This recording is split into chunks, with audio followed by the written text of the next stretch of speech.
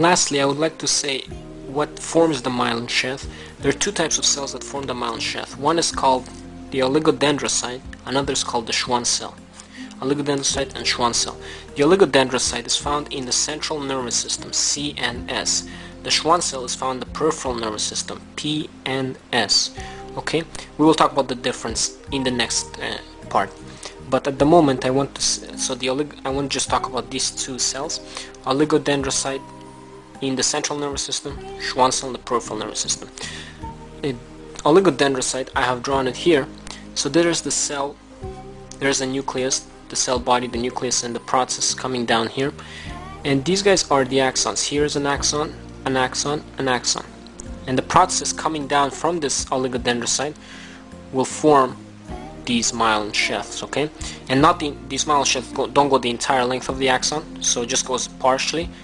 And then another oligodendrocyte, its process will form another myelin on another part of this axon, and then another one will form another one, so that basically you leave these gaps here and here, okay? And those are again the nodes of Ranvier. And so the difference between oligodendrocytes and Schwann cells is that the oligodendrocytes, they form myelin sheath around more than one axon. So see, there's an axon, here's an axon, there's an axon. So one oligodendrocyte forms myelin sheath around several axons. So for example, here this guy formed myelin sheath around three axons, three axons of different neurons, of three different neurons. Because that's in the central nervous system. Central nervous system means spinal cord and brain.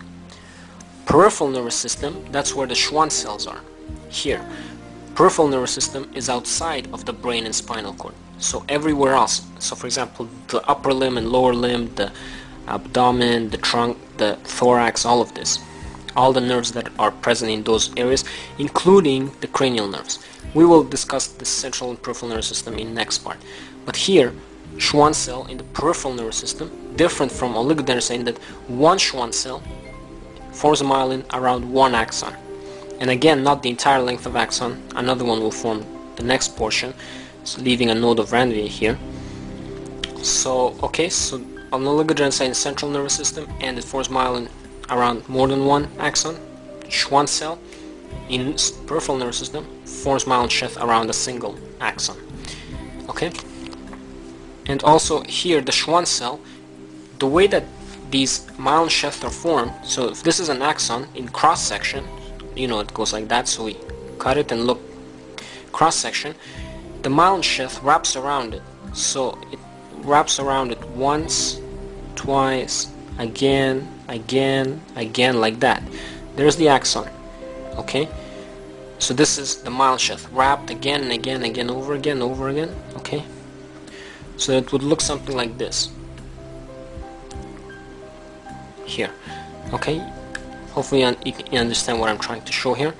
Okay, so this is the myelin sheath formed by both here, by oligodendrocyte and by the Schwann cell. Because it keeps wrapping so much, the myelin in itself has a nucleus. For example, the Schwann cell, see the nucleus. Because there's no room to have the nucleus in this area, because it wrapped so tightly, all the cytoplasm nucleus gets pushed to the outside.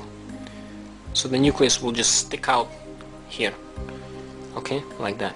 As a result, if you look at it microscopically, you would see the axon, you would see a white area around the axon, that's the myelin, and then you will see a dark kind of a dot on the side. That is that nucleus. So this is what you would see microscopically, like this. The axon might not be right in the center, could be like so, axon, myelin, and again, somewhere, anywhere here you can draw it, is the nucleus of the myelin sheath. So in this case, we're looking at this would be the Schwann cell.